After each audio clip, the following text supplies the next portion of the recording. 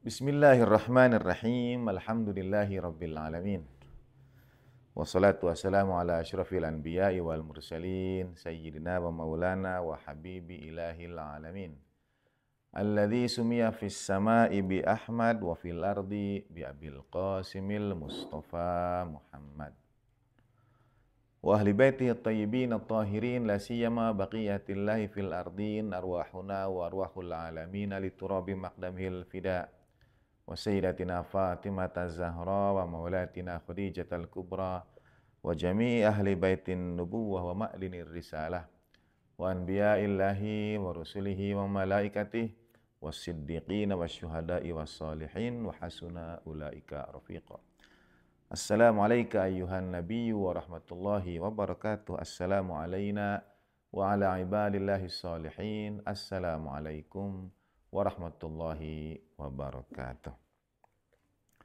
Asyhadu an la ilaha illallah wahdahu la syarikalah wa asyhadu anna sayyidana wa maulana Muhammadan abduhu wa rasuluh. Allahumma salli wa sallim wa barik ala sayyidina Muhammad wa ali sayyidina Muhammad wa ajil farajahum syarif. Warzuqna fid dunya ziyaratahum wa fil akhirati syafa'atahum.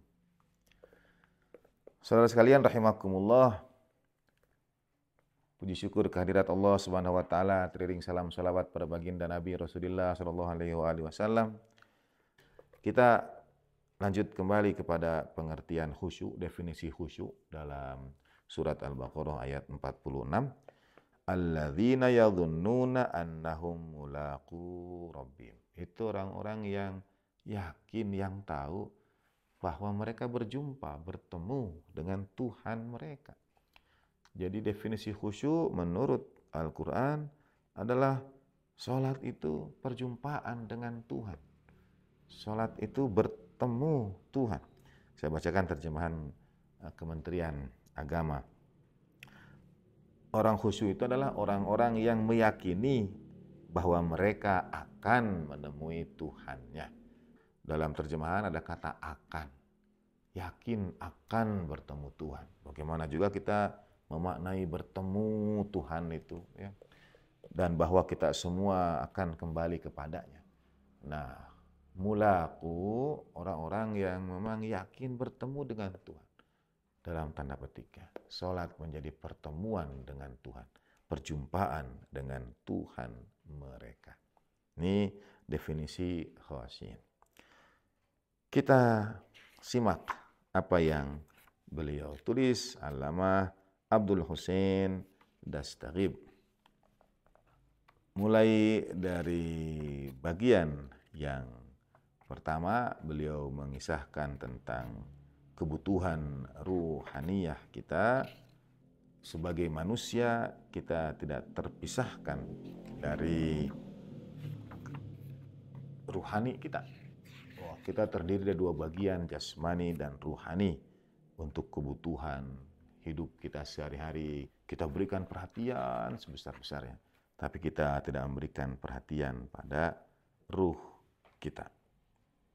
Nah, kata beliau, buku ini beliau tulis mengambil keberkahan dari ayat-ayat Al-Quranul Karim. Inna hadhi majmu'ah muqtabasatun minal Quranil Karim wa akhbari ahli baitil ma'sumin at-tahirin, dan dari hadis-hadis dan riwayat al-ma'sumin alaihi mafdulut tahiyati wa taslim, wa kalimatus salihin, dari kalimat orang-orang yang saleh, wa hiya tashtamilu ala muqaddimatin wa arba'ati matalibin wa khatimah, terdiri dari mukaddimah yang sekarang kita kaji, 4 tema besar dan penutup, ya.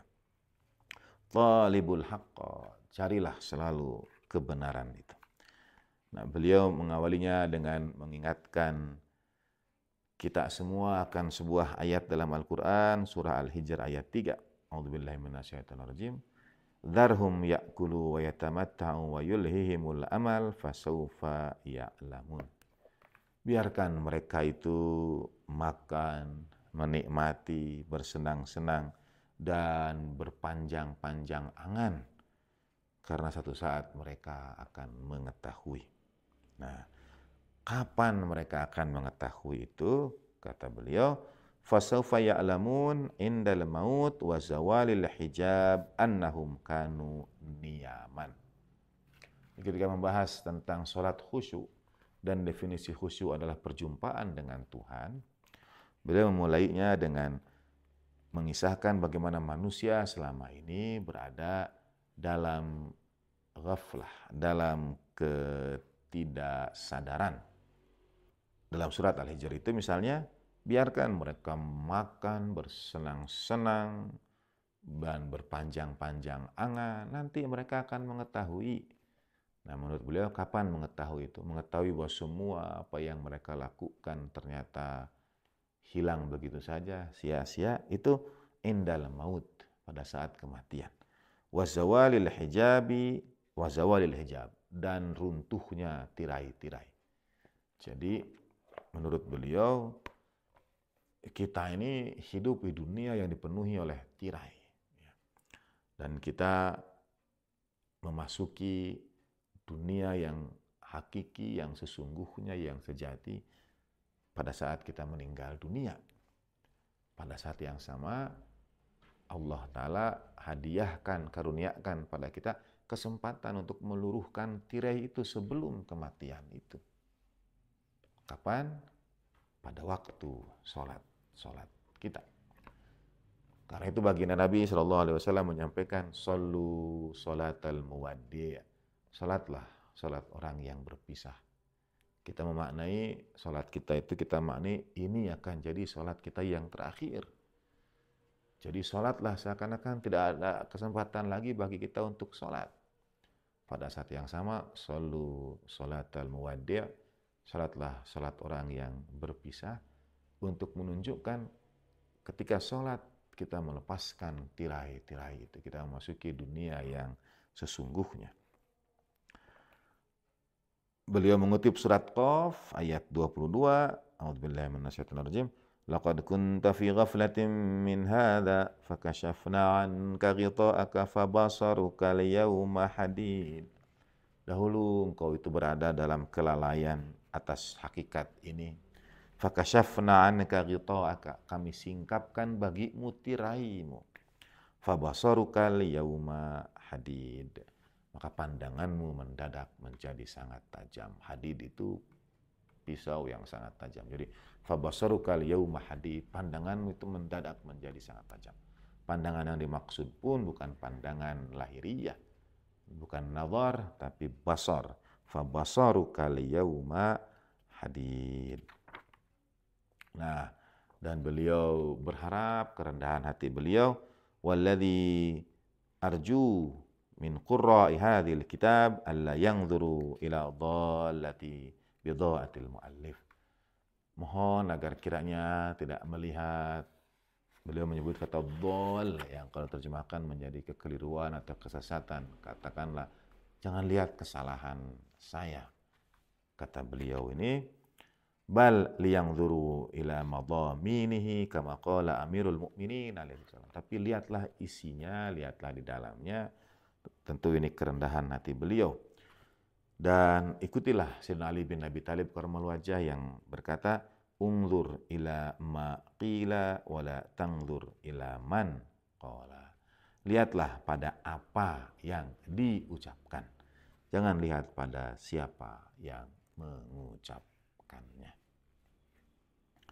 Nah, beliau mulai juga dengan harapan agar dalam penulisan ini, dalam penyusunan ini, beliau dapat dijauhkan dari setan dan bala tentaranya.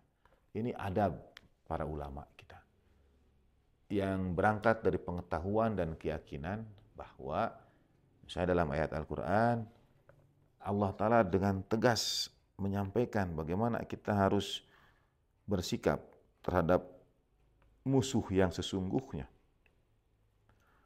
yang kadang-kadang kita itu ghaflah tadi itu.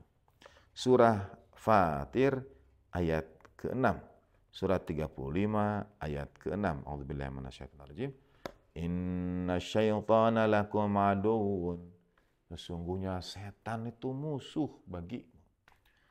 Jadi kita ini sering tidak sadar bahwa kita itu selalu punya musuh. Kita mungkin tidak ingin punya musuh. Satu musuh terlalu banyak, 1000 kawan terlalu sedikit. Tapi faktanya, Al-Quran mengingatkan kita, inna syaitana lakum adu. Setan itu memusuhi kalian. Setan itu musuh bagi kalian. Walaupun kalian tidak memusuhinya, misalnya setan itu memusuhi kalian. Dan sekiranya kita lupa kalau setan itu musuh kita, Al-Quran kemudian mengingatkan dalam surat Fatir ini, fattakhidhuhu aduwa. Maka jadikanlah setan itu. Ada kata fattakhidhu, ittihad. Ada keharusan kita itu untuk menjadikan setan itu musuh kita. Jadikan itu musuh kalian. Kalau dalam terjemahan, sesungguhnya setan adalah musuh bagimu, maka anggaplah ia musuhmu. Kata anggaplah. Anggapan dalam bahasa Indonesia bisa berarti juga dengan pandangan dan seterusnya. Maka pandang dia sebagai musuh. Sementara dalam Al-Qur'annya fattakhidhuhu, ambil dia, jadikan dia. Ada kata ittihad di situ. Kita harus menjadikan setan itu musuh kita. Nah, para ulama, Allamah Dastagib diantaranya mengajarkan pada kita bagaimana kita harus selalu memandang setan itu sebagai musuh, menjadikannya musuh yang tidak akan pernah lalai terhadap kita, hatta bahkan ketika kita lalai terhadap diri kita sendiri.